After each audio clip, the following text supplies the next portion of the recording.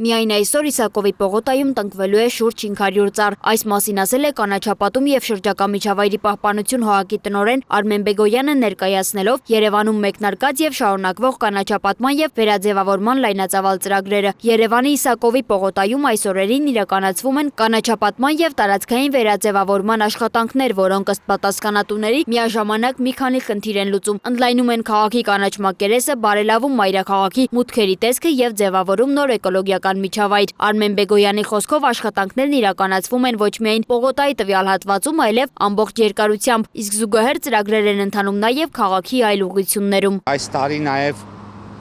մեր մոտ բազմաթիվ եվրոպական եւ միջազգային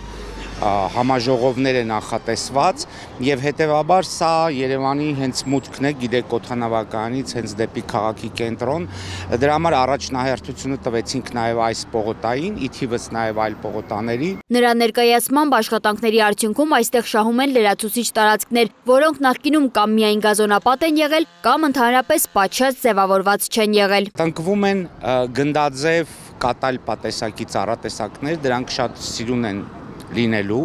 երկշերտ, այնուհետև մեջտեղի հատվածներում, այս շրջադարձային մեջտեղի հատվածներում կիրականացվի լանդշաֆտային ձևավորմամբ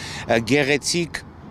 ուրեմն ձևավորում, որտեղ դոմինանտ կլինի, այսպես ասած, այդ մեջտեղի ծաղիկը կլինի մայրի տեսակի ծառատեսակը, որը այս տարի առաջին անգամ է օգտագործվում Երևանում։ Մայրին ժամանակին Երևանում այդպես չի աճել եւ համարվել է ռիսկային, սակայն կապված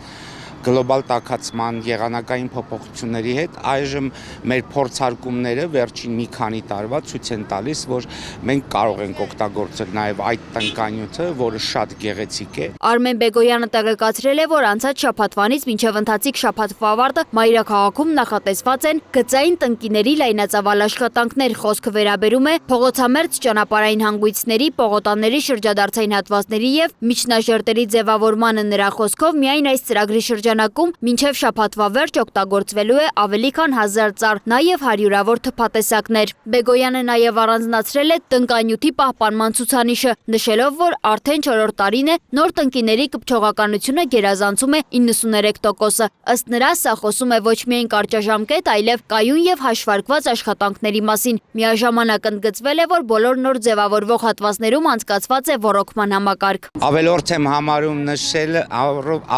եմ համարում նշելը, որ բնականաբար բոլոր վայրերում անցկացված է ոռոգման համակարգը եւ նոր տնկանյութների ձեռքբերված տնկանյութների հարցում մենք ունենք 93%-ից բարձր կպչողականություն, սա արդեն 4-րդ տարին է կրկնում եմ, հետեւաբար դա այսպես կարճաժամկետ ինչ-որ ժամանակահատվածի համար չէ, որ ասում եմ։ Կպչողականությունը շատ բարձր է, կարծում եմ մենք եթե ունենանք էլ միգուցե 1-2 այս կամ լավ 5 այս 1000 ծառի մեջ ունենանք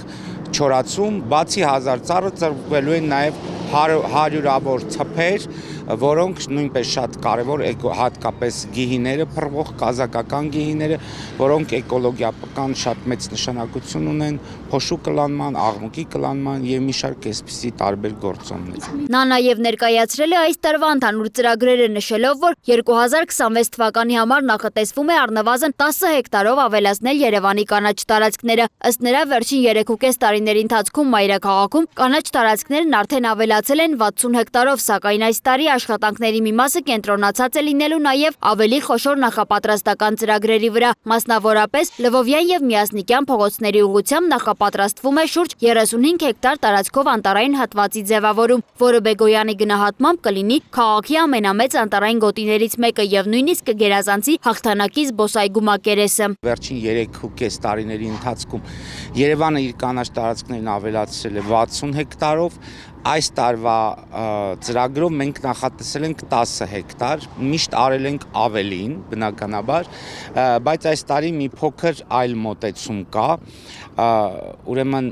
այս տարի մենք պետք է նախապատրաստական աշխատանքներ անենք Լվովյան, Միասնիկյան փողոցների են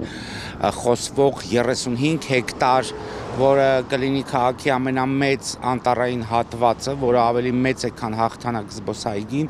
այդտեղ պետք է նախապատրաստական աշխատանքներ անենք, դրա համար մի փոքր